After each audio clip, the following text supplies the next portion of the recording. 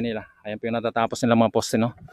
So dito, pag malagyan na nila tong tapos nila itong tulay dito ng mga poste, ito lalaki. Sunny. So sana yung drilling rig nila dito.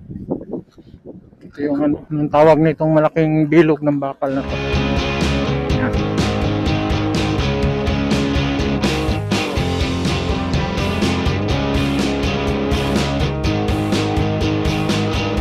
So ito na po yung dulo dito sa ginagawa nilang cantilever bridge. Ito, ayan mga poste nila. Ayan po yung natatapos nila mga poste, no.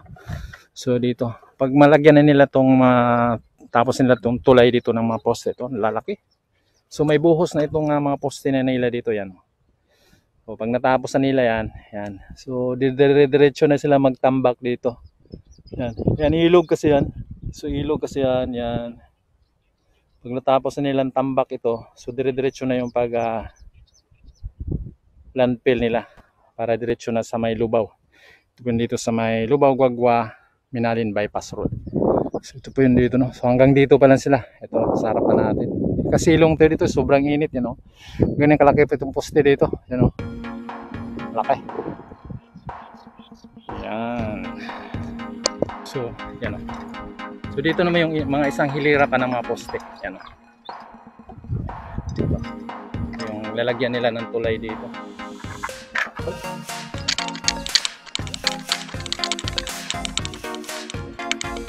Yan po yung crane nila.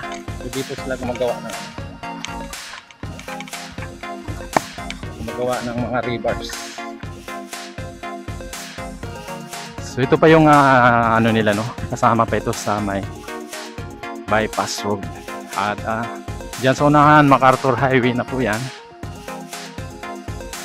At pagtawid mo dyan sa may MacArthur Highway, yun naman yung segment na papunta naman doon sa may NLEX. So diretsuhin natin yung papunta ng NLEX. Tatawid tayo dyan sa may MacArthur Highway. Ito. Lamig sa lilim ng puno. So ongoing lang yung paggawa nila dito sa may bypass road, Dahil itong bypass road na to ay multi-year project kasi ito, So nagsisimula ito ng 2018. So ngayon, ito na yung itsura niya. Diyan sa unahan lang metro lang dito ay MacArthur Highway na yan. Tatawid na tayo dyan. So nanggaling na po tayo ng ng MacArthur Highway. Dito, pasok na tayo dito. So ito yung mga palaisdaan dito, So yung mga palaisdaan niya may laman pala yan. So ito.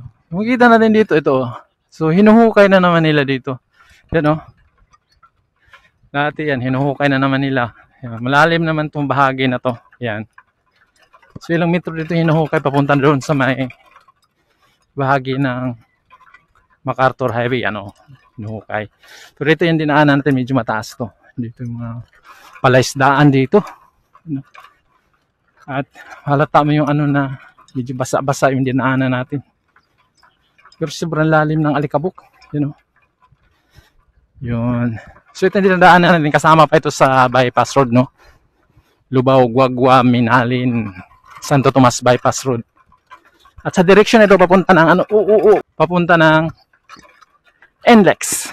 Dahil magkakaroon dyan sa NLEX, magkakaroon yan ng interchange.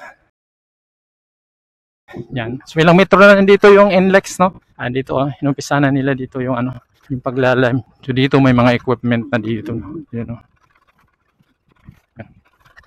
Dito mayroong equipment dito, Lapad, Hindi pa rin nila tapos ito.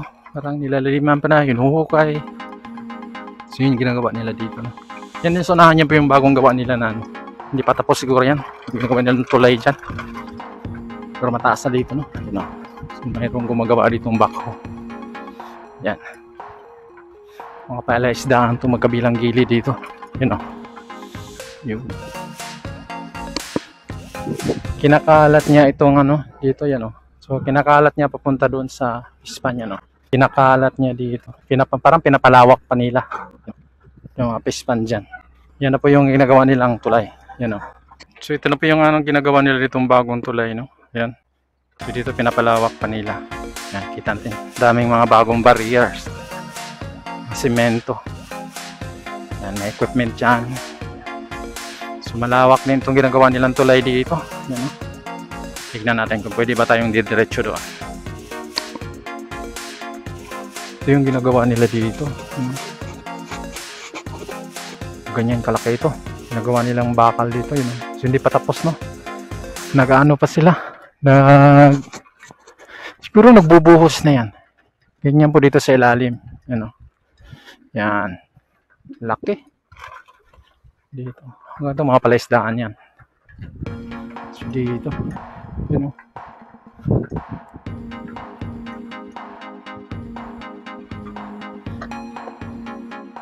So ganito kalaki yung ginagawa nila dito. Yan, no? So may crane.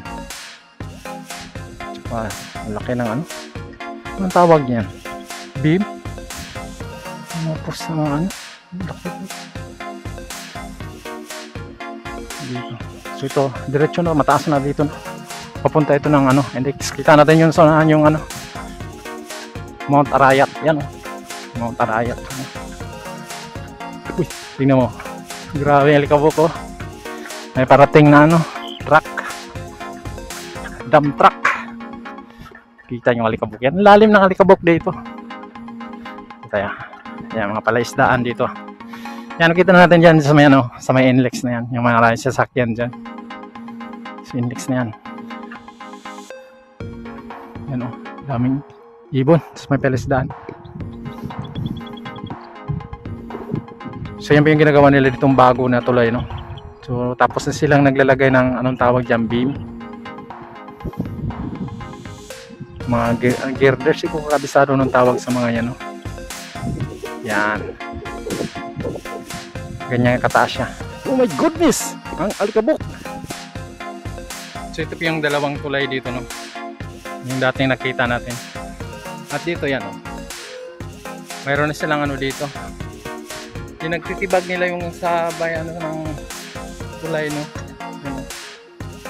Dahil nagka-crack kasi yung ano, humihiwalay masyado itong ano, itong tulay at saka dito sa tinatambak nila yun, no? So nire-repair na nila itong unang nagawa nilang tulay dito, yan, no? So magkabila po yan. Yan. So ilang metro lang naman itong tulay dito. Magkasunod itong dalawang tulay dito, yan, no? So ito, yan, binabakbak nila. Ito yung parang dugtungan ng ano mula sa kalsada at saka dito sa ginagawa nilang tulay. Niligwat nila, oh, laki ng bakal. Yan, oh. Yan, papunta na po yan doon sa may bahagi ng NLEX. Yan, oh. So dito, lalim ng alikabok, oh, grabe. Dumudulas yung bisikleta natin. Yan, yan, kita na natin yung mga sasakyan sa may NLEX. Doon sa unahan, yun, oh. Mayroon na tayong nakitang ano, drilling rig. So dyan na po yung naglalagay sila dyan ng ano. Oh, lalim, oh, oh, yun, oh. Oh, grabe ang lalim ng alikabok. Yun, oh.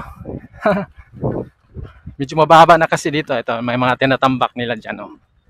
Siguro ganyan kataas yan. Itong dinaraan natin, bababa pa ito, wala pang tambak. Siguro ginagawa na nila yung ano dyan para sa interchange, no? Yan, pag ano doon sa may NLEX. Yan, kita na natin yung drilling rig. Dahil doon sa kabila ng NLEX, mayroon na tayong nakita dati ng mga poste, no? Mga poste dati doon. So ngayon dito na siguro silang side dito ang mag-ano. Ginagawa na nila para sa interchange. So titignan natin. Oh! Pero malalim yung alikabok nito dinaanan natin, pero malambot lang. Hindi ka malubong, lambot lang siya. Pero parang ano siya, yung simento na walang halong tubig, yun parang ganun. Yan, mayroon na silang tinatambak dito, yan, mataas na. So ilang metro lang dito, no, papunta doon sa may NLEX. Marinig na natin yung mga sasakyan sa ano, dumadaan sa NLEX. So first time po natin makarating dito, no, sa araw na ito. Kaya ganito na pala itsura dito. Dahil itong pag natapos na nila to, magkakaroon ka na ng option. Pag galing ka ng bahagi ng Olongapo, ng Lubao, doon hindi ka na makaraan doon sa may ano, Jose Abad Santos Avenue. Diretso ka na dito kung gusto mong mag MacArthur Highway, gusto mong mag NLEX. So maiwasan mo na yung mga traffic doon sa may ano, Ciabad Santos Avenue. Yan. Pero hindi pa ano, hindi pa pwedeng daanan. Ganito pang itsura niya dito. Yan, oo. Yun, lalim ng ano. Oo. Yun. So ngayon ginagawa nila ngayon ay dito sa kabilang side dito. Kasi noon dati, pangikita na rin may poste ay doon sa kabila na yun. So yun o. So dyan yung construction nila dyan. So ito na po yung ano nila dito. Luguan nila dito. Na may nagtrabaho. Nag-welding sila ng ano, river cages. Yan. Sunny. So siya yung drilling rig nila dito. Ito yung ano. Anong tawag nitong malaking bilog ng bakal na to? Yan.